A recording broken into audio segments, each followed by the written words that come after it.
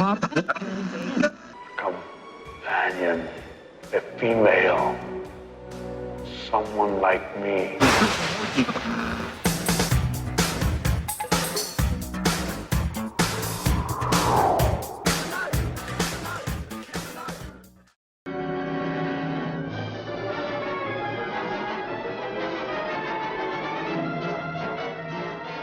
Bienvenue dans Pleine Lune, deuxième partie.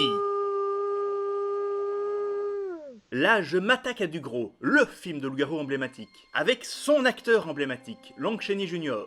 Quand on parle des acteurs qui ont joué de nombreuses fois Dracula, on pense à Bela Lugosi, Christopher Lee, voire même John Carradine. Mais Lon Chaney Jr. est le seul acteur iconique pour le loup-garou, et aucun autre ne s'approche de près ou de loin de son nombre d'interprétations du personnage. C'est marrant puisque c'est le deuxième film d'Universal sur le thème, 6 ans après le loup-garou de Londres. Mais celui-ci n'a pas vraiment marqué les esprits. Mais faisons les choses dans l'ordre. The Wolfman, connu en français comme Le Loup-garou, est un film américain sorti en 1941. C'est l'un des classiques d'Universal, avec Dracula, Frankenstein, la momie et bien d'autres. Dans cette histoire, nous suivons Larry Talbot, un énergique jeune homme qui revient dans son pays de Galles natal suite à la mort de son frère. Et il rencontre une fille du village, Jenny, qui sera sa relation romantique pour ce film. Et quand je dis qu'il la rencontre, je veux surtout dire qu'il la mate comme un pervers. Il l'invite très vite et l'emmène alors dans un camp de gitans. Qui est un plan drague comme un autre, mais je suis pas sûr que je ferai la même chose aujourd'hui. Cependant, l'un des gitans, joué par l'éternel Bela Lugosi, est un loup-garou et il les attaque sur le retour.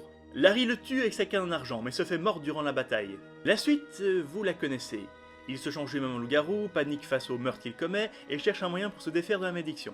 Dans le premier brouillon du scénario, on ne devait jamais voir le loup-garou, et la question devait rester en suspens jusqu'à la fin. Est-il vraiment un lycanthrope ou est-il simplement fou? Paul wants to question him. Go ahead, Paul. Yeah, go ahead. But don't try to make me believe that I killed a man when I know that I killed a wolf. Yes, yes. We're all a little bit confused. Bien que je pense qu'il y a un film supérieur derrière cette idée, celui-ci serait tombé dans l'oubli sans le maquillage mythique de la bête. 6 heures pour l'appliquer, 3 heures pour l'enlever. Vous imaginez 6 heures sans bouger? En parlant de ça, qu'est-ce qui est indispensable à un film de loup-garou? 1. Une image à pleine lune. 2. Une scène de transformation. Deux choses que l'on ne retrouve pas dans ce film. La scène de transformation ne montre que les pieds de l'acteur. Il y a par contre une bonne scène de déloup-garouification à la fin. Déloup-garouification n'est pas un mot officiel, je vous rassure. Mais bon, pour avoir la scène promise, il faudra attendre 2 ans et un autre film. Voici en bonus cette scène provenant de Frankenstein rencontre le loup-garou.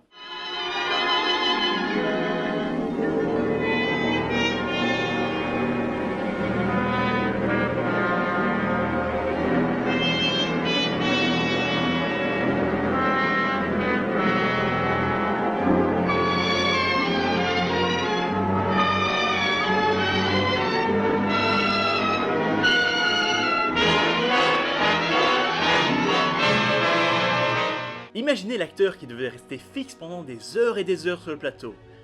Impressionnant. Dans The Wolfman, il devait aussi y avoir une scène où la bête combat une bête réelle, un ours gitan. Mais l'ours s'est échappé pendant le tournage et a pourchassé l'actrice principale à travers le plateau. Donc, pas de scène d'ours? Plus important, nous avons ici la première utilisation de l'argent pour tuer un loup-garou. Comme je l'ai expliqué dans ma vidéo sur l'histoire du zombie à travers le cinéma, à l'origine les mythes sur les loups-garous ne présentaient que peu de points communs. C'est la littérature moderne et le cinéma qui ont fixé ces légendes. Un homme mordu devient un loup-garou à la prochaine pleine lune, il ne peut être tué que par de l'argent, etc. Kurt Siodmak, qui a écrit le scénario de The Wolfman, se dit à l'origine de la légende sur la balle d'argent, mais c'était bien avant dans le folklore, et par exemple, on dit que la bête du Gévaudan a été tuée par une balle consacrée en argent. Cependant, c'est en effet les diverses interprétations des lycanthropes par Lon Chaney Jr. dans les films Universal qui ont ancré l'utilisation de la balle d'argent dans la culture populaire. Par contre, la marque de la bête qui apparaît sur la main de la personne maudite n'est presque jamais reprise, comme quoi on ne garde que les éléments qui nous arrangent.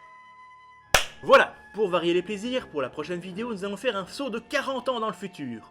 Enfin, 40 ans vers le présent.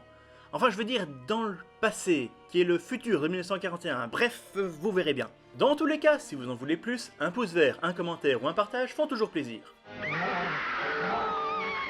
Et là-dessus, je vous dis à la prochaine, et...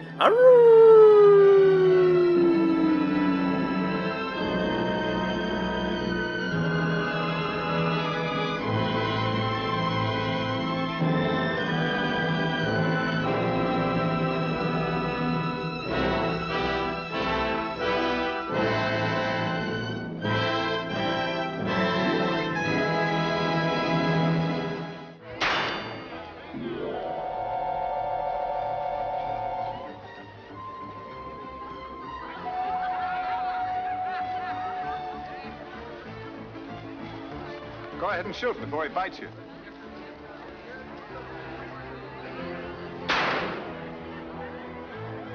Bad luck.